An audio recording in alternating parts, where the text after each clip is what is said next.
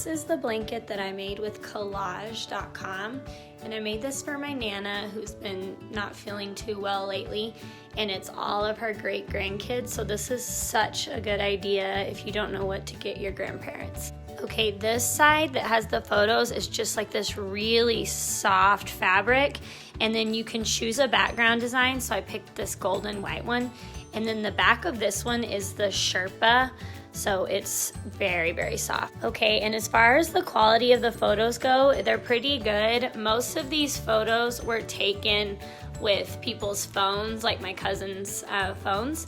and so you can tell that it really prints well on the blanket. Okay, and if I scoot back, you can see how I did a layout where I did like one big picture in the middle and all these smaller ones around the edges, but you can choose all different layouts and you can actually add text and stuff if you want.